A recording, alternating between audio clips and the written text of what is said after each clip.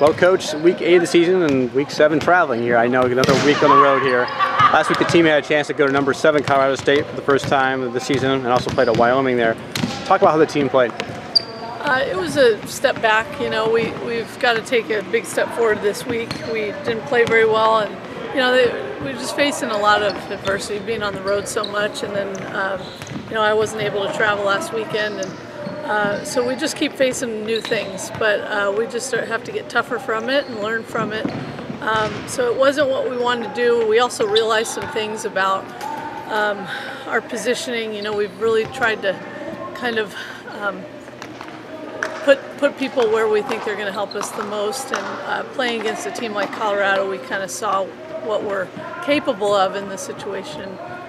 We had been practicing and what we're not. So we've got to really just keep trying to put the right people in the right places, get our ball control going, and get back to some good offense this week. I mean, how hard was it for you to be able to watch the matches there and be able to scout the team as far video-wise from afar? Well, it's actually a really good perspective. You know, you see things that you don't get to kind of pay attention to when you're right at the court and you're trying to manage the game.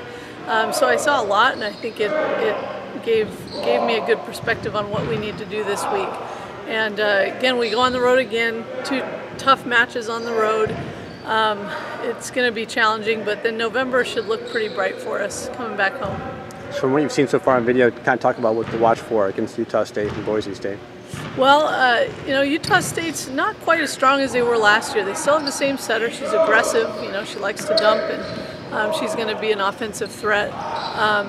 They're not as strong out of the middle, so it's really just their pins. They've got pretty good players on the pins, and so we'll spread out our defense and try and control that a little bit. We're working a lot on defense this week because we're just allowing teams to play at their best against us. Boise always runs a lot of combination plays, so that can be confusing in the beginnings of matches. It's a hard match to coach, so we have to just kind of be prepared for all the different movements they have going on. It's also, it seems like it's a match that guys, they point towards every year. They all their 5 setters in the background. I don't want to say it's a grudge match, but they definitely pay attention to that match on their schedule, right? Oh, absolutely. You know, we've come in there, I don't know how many times since I've been at Fresno State and won in 5, and they come in here and give us a battle at home. So it's always tough. It's always really competitive. It's a small gym we have to kind of compete in. It's loud.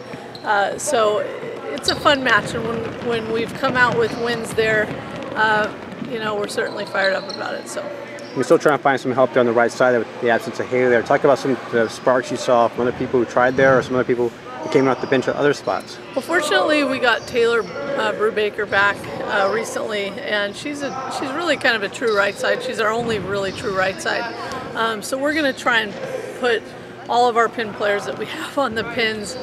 We won't have a lot of room for substitutions, which is challenging, but we have to have a middle attack to beat these good teams. So, you know, we're just going to put people out there and keep working to make the small adjustments on the court to do what we need to do to win.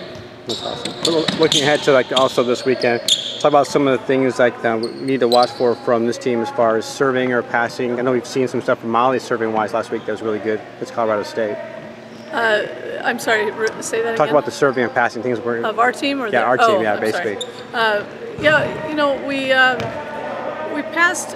been passing kind of inconsistent, but you know, when we are passing well, we've got to be able to put balls away, and so we have a limited service receive. We don't have a lot of wiggle room for people coming in and kind of supporting us there. Sometimes we have to pass with 2, so it puts a lot of pressure on Maggie and Zayna to get the job done, but we just keep working at it. They have the potential to really pass well there, but it's a lot of pressure on them, so they just have to keep kind of handling that better and better. I know you were using a 6-2 before there, but wasn't a full rotation as far as both setters here, but you've been able to do that a little more recently, at least at home 2 weeks ago. Talk about the emergence of the setters and their serving and their blocking and those things. Well, we had to switch to 6-2. It's our only option to kind of get us some sort of block up front, and the setters right now are really just in a position to be better in a 6-2 than they were in a 5-1.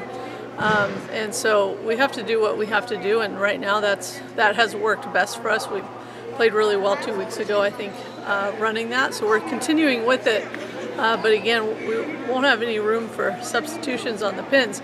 So we're just going to put them out there, give our setters a lot of options every time they're out, and hope that it works.